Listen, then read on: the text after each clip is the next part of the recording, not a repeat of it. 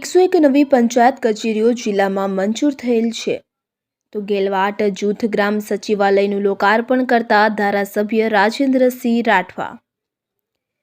છોટાઉદેપુર તાલુકાની ગેલવાટ જૂથ ગ્રામ સચિવાલયનું ધારાસભ્ય રાજેન્દ્રસિંહ રાઠવાને હસ્તે લોકાર્પણ કરવામાં આવ્યું હતું। વર્ષ 2022-23ના મનરેગા હેઠળ કુલ 16,28,000ની મંજૂરી થયેલી ગ્રાન્ટમાંથી આ મકાનનું બાંધકામ કરવામાં આવ્યું હતું।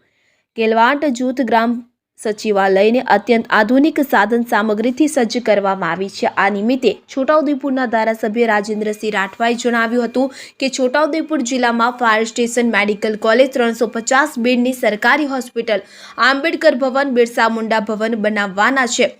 તમામ સરકારી કચેરીઓ માળખાકીય સુવિધાઓથી સજ્જ હોય કે જેથી સ્થાનિકોને સરળતાથી યોજનાકીય લાભ મળતા જીવન ધોરણ બદલાશે।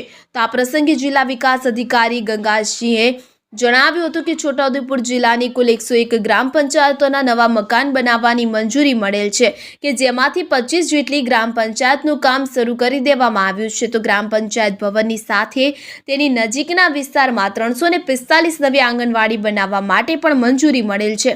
આ જિલ્લામાં સુગમ પ્રોજેક્ટ શરૂ થઈ રહ્યો છે જેના અંતર્ગત ગ્રામ સભા પાસે તેમના ગામના અંતરિયાળ રસ્તાઓ બનાવવાની યોજના છે, જે અંતર્ગત જિલ્લા પંચાયતને 107 દરખાસ્તો મળી કે જેનો સર્વે ટૂંક સમયમાં શરૂ કરવામાં આવશે। તો જિલ્લા વિકાસ અધિકારીએ સમગ્ર પંચાયતના દરેક સભ્યોને કર્મચારીઓને અભિનંદન પાઠવ્યા હતા। તો આ લોકાર્પણ કાર્યક્રમમાં ટીડીઓ દીપક ચૌધરી, તાલુકા પંચાયત પ્રમુખ કલ્પનાબેન રાઠવા, પ્રોફેસર શંકર રાઠવા, આદિજાતિ વિકાસ પરિષદના ડિરેક્ટર, એપીએમસી ચેરમેન મુકેશભાઈ પટેલ, સરપંચ રિંકુબેન રાઠવા, તલાટી મંત્રી પૂર્વેગભાઈ, જિલ્લા કારોબારી અધ્યક્ષ રૂપસિંહ રાઠવા અને મોટી સંખ્યામાં ગ્રામજનો ઉપસ્થિત રહ્યા હતા। ઇમરાન મિર્ઝા, છોટાઉદેપુર। મને કહેતા ગૌરવની લાગણી થાય કે આ અનુભવ, આ વાત આપણા વડાપ્રધાન આદરણીય નરેન્દ્રભાઈ મોદી સાહેબના મનમાં સૌથી વધારે આ વાત છે, જેનું ગૌરવ છે। આપણને સૌને ગૌરવ હોવું જોઈએ। આવા છેવાડાના જિલ્લાઓ, છેવાડાના કે છોટાઉદેપુર જિલ્લામાં, આપણા આખા જિલ્લામાં 351 ગ્રામ પંચાયતો છે। પહેલા 343 હતી અને ગયા વર્ષે 8 નવીન ગ્રામ પંચાયતોનો પણ નિર્માણ થયું છે જૂથ ગ્રામ પંચાયતોના વિભાજન થયા પછી। તો અત્યારે આજની સ્થિતિએ આપણા આખા જિલ્લામાં 351 ગ્રામ પંચાયત છે। જ્યારે અમે જોઈન કર્યું હતું ત્યારે એક સર્વે કરાવ્યું હતું કે કેટલી આપણી ગ્રામ પંચાયતની બિલ્ડિંગો એવી છે જેમને 25 વર્ષથી પણ વધારે ટાઈમ થઈ ગયું અને અત્યારે પણ જર્જરિત હાલતમાં છે।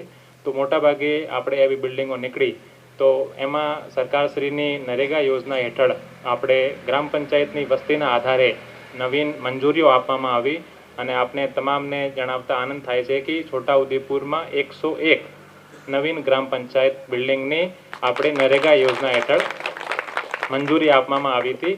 આ 101 પૈકી મોટા ભાગે પંચાયત ઘરો આપણે પૂર્ણ થઈ ગયા છે અને અમારા એનાલિસિસ મુજબ આવનાર 1-2 મહિનામાં 25 થી 30 બિલ્ડિંગનો પણ લોકાર્પણ થશે।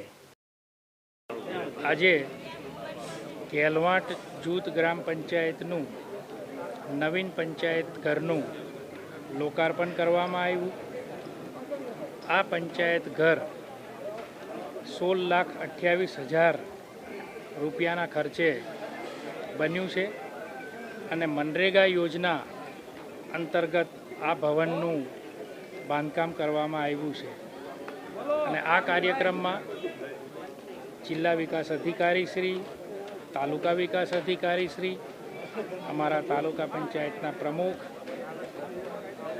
એપીએમસીના પ્રમુખ, જિલ્લા પંચાયતના કારોબારી સમિતિ, આરોગ્ય સમિતિ, પૂર્વ ધારાસભ્ય અને અમારા નેતા જસુભાઈ રાઠવા સહિતના આગેવાનો ઉપસ્થિત રહ્યા।